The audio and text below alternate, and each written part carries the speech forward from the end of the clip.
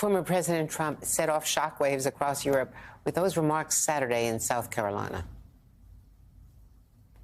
One of the presidents of a big country stood up and said, well, sir, if we don't pay and we're attacked by Russia, will you protect us? I said, you didn't pay? You're delinquent? He said, yes, let's say that happened. No, I would not protect you. In fact, I would encourage them to do whatever the hell they want. You got to pay. You got to pay your bills. This is European leaders were already concerned about America's reliability if Donald Trump wins a second term. Joining us now is the former Minister of Foreign Affairs of Spain, Arantxa González, and Guntram Wolff, the Director of the German Council on Foreign Relations. Welcome to both of you. They are two of the authors of a new Foreign Affairs magazine article titled Trump-Proofing Europe, How the Continent Can Prepare for American Abandonment. Arantxa González, first to you. Former President Trump gave Russia a green light, basically. Do whatever the hell you want, was the reaction. I know the reaction here, but what was your reaction when you heard those remarks?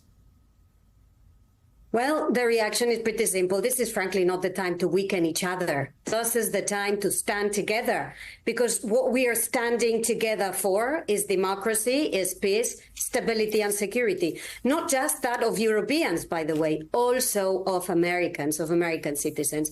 So, I mean, this is the time to work like allies, hand in hand. Now, we know, Andrea, from the past, that sometimes you have to wish for the best, but prepare for the worst.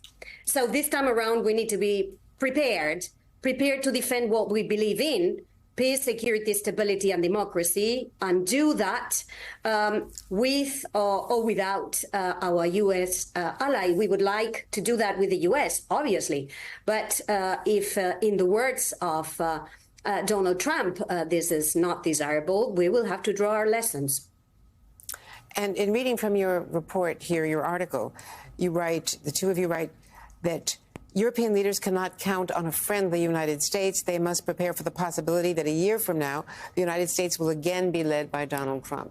And given the things that he has said, Guntram Wolff, what would a Donald Trump presidency mean for Europe, do you think? Do you think that these are campaign-style bluffing, or do you think that these are real security decisions that he might take? Well, I would say this is a real security issue. It's a security issue. It's an economic security issue, a military security issue, but also a real risk to democracy in Europe. And it's really, as Arantxa said, a precarious moment for the transatlantic relation, because it is our partnership that makes us strong. And let me remind the US colleagues that, of course, it was Europe that supported the United States in Afghanistan. So it's not simply not the case that Europe is not an ally to the United States. The United States benefits from the alliance with Europe. So what we need to do is we need to really prepare for the worst, prepare for the possibility of that alliance really getting weaker. And, you know, that means investing into our own collective defense, investing into our economic security, and supporting Ukraine strongly and upfront. Arantxa, what more can be done? You talk about Trump proofing the alliance, but he can't get out of NATO, there was a law passed, so he can't carry out that threat. But if he opposes, as he is now, aid for Ukraine, it has not passed the House, even though it finally got through the Senate. So his statements, even as a candidate, are having a huge effect on Congress. Correct. I think what we have to do is prepare ourselves. We would like to have the U.S. as an ally. This is how we feel. But we also have to be lucid. Last time around, Donald Trump did not behave as an ally, actually treated Europe with more like a like a rival. So this time around, we need to be prepared. This means taking more responsibility for our own security and defense, like we're doing today.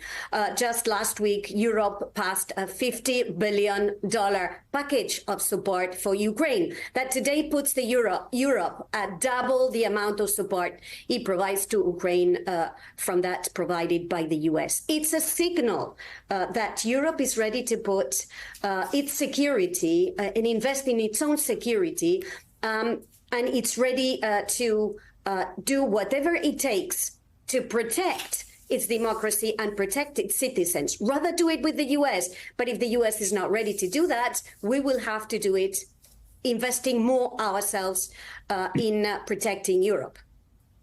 So, Trump, you write in the article in Foreign Affairs that a second Trump term may well exacerbate the instability Europe is already struggling to manage. In short, it needs to Trump-proof its future. The continent weathered 4 years of a Trump presidency, but a second 4 years will likely be much harder to sail through. How do you prepare? Ukraine, you just did $54 billion overcoming objections from Orban in Hungary. But there are certain weapons, anti-aircraft systems, ATACMS, that Ukraine has to get from the United States. They aren't made in Europe. Well, many people wonder whether we can really defend the continent without the United States. And the answer is, well, if we have to, we will have to be able to do it. It's as simple as that. We don't have a choice. We have to do it. And, economically, it is feasible, completely feasible. Germany's GDP alone is twice that of Russia. So that should really not be the obstacle. We are investing, finally starting to investing massively in ammunition production.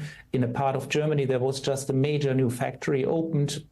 I mean, the building site was opened and the construction elsewhere is also ramping up. So ammunition production is going up.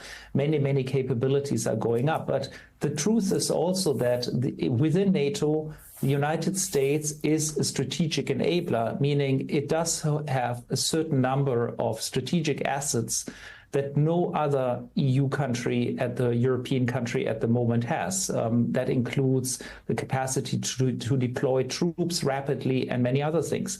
And so we have to invest into all of these assets, and we have to start now. And, we really have to prepare for the worst. And I think it's a good investment, by the way, irrespective of who gets into the White House. Even if we have a second Biden presidency, it's time for Europe to step up and be responsible for the security of this continent.